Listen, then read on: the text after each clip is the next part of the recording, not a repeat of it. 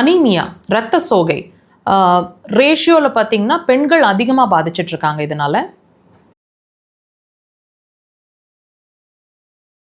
இந்த மாதிரி அடிக்கடி உங்களுக்கு வந்து ஹீமோக்ளோபின் குறைஞ்சி போயிடுது, நிறைய வந்து பிளட் ஏற்றிட்டே இருக்கிறோம், ஆனால் ரத்தம் நிற்கவே மாட்டேங்குது, மறுபடியும் ஒரு ஷார்ட் ஸ்பேனில் மறுபடியும் ரத்தம் குறையிற மாதிரி இருக்குது. இதுக்கு என்ன தான் தீர்வு, என்ன பண்ணணும்னு புரிய மாட்டேங்குது. எல்லா விதமான ட்ரீட்மெண்ட்ஸும் ட்ரை பண்ணிட்டோம், எதுவுமே சக்ஸஸ் ஆக மாட்டேங்குது, ரத்தம் உற்பத்தி ஆக மாட்டேங்குது. இந்த மாதிரி நீங்கள் சஃபர் ஆகிட்ருக்கீங்கன்னா இந்த பதிவு கண்டிப்பாக உங்களுக்கு ஒரு தெளிவை கொடுக்கும். நீங்கள் ஏன் சஃபர் ஆகிட்ருக்கீங்க, என்ன செய்ய தவறிட்டீங்க, என்ன செய்யணும் அப்படிங்கிறதுக்கு ஒரு கிளாரிட்டி கிடைக்கும். முழுசாக இந்த பதிவை பாருங்கள்.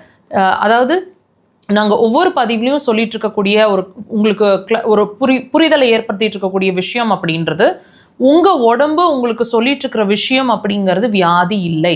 வியாதின்ற ஒரு விஷயம் வியாதி உள்ள இருக்குது அப்படிங்கிறதுக்கான ஒரு வெளிப்பாடு, ஒரு சிம்டம் அப்படிங்கிறது தான் நீங்கள் சஃபர் ஆகிட்டு இருக்கக்கூடிய விஷயம்.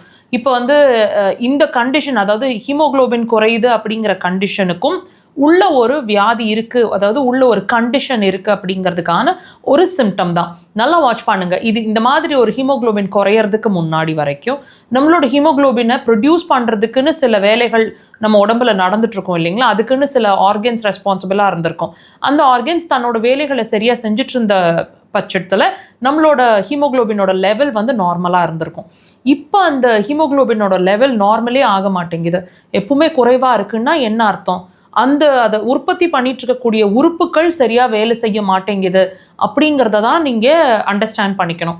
ஸோ ட்ரீட்மெண்ட் அப்படிங்கிற ஒரு விஷயம், ஹீமோக்ளோபினை புட்டப் பண்ணணும், இயற்கையாக உள்ளேயே ப்ரொடியூஸ் பண்ணணும் அப்படின்னா கண்டிப்பாக அது உற்பத்தி ஆகக்கூடிய இடத்த நம்ம ட்ரீட் பண்ணணும். அதுதான் ஆக்சுவல் ஃபேக்ட்டுங்க.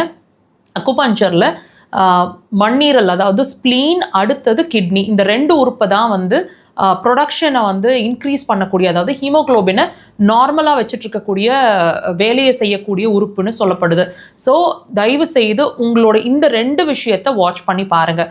இப்போ இது சம்மந்தமான சிம்டம்ஸ் என்னென்ன இருக்குன்னு கேட்டிங்கன்னா, உதடு வறட்சி, தண்ணி தாகம் அதிகம், இனிப்பு அதிகமாக பிடிக்கிற மாதிரி இருக்கிறது, மசில்ஸ் அதிகமாக இருக்கிற இடங்கள்லாம் வலி இருக்கிற மாதிரி இருக்கிறது, மனசுக்குள்ளே இனம் புரியாத ஒரு பயம், ரொம்ப டயர்ட், எப்பவுமே சோர்வாக இருக்கிற மாதிரி இருக்கிறது, இந்த மாதிரி விஷயங்கள் அதிகமாக இருக்கும். முடி நிறைய கொட்டும், இன்னும் பல விஷயங்கள் நீங்கள் வாட்ச் பண்ணலாம்.